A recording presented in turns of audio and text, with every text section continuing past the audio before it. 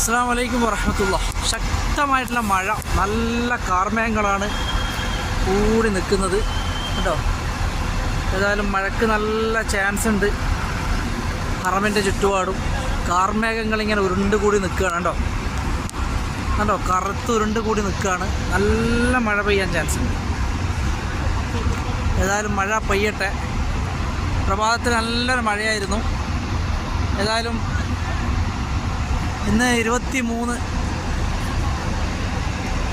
റമദാന് ഉണ്ടോ. സമയം ഏകദേശം 12:05 ഉച്ച സമയമാണ്. ഇത് റബ്ബിൻ്റെ അനുഗ്രഹം ഉണ്ടാവട്ടെ. എല്ലാവർക്കും സന്തോഷം സമാധാനമൊക്കെ നിറഞ്ഞൊരു ജീവിതം അല്ലാഹു നൽകട്ടെ. നല്ല കറുത്തുരുണ്ട് നിൽക്കുന്ന ഇത്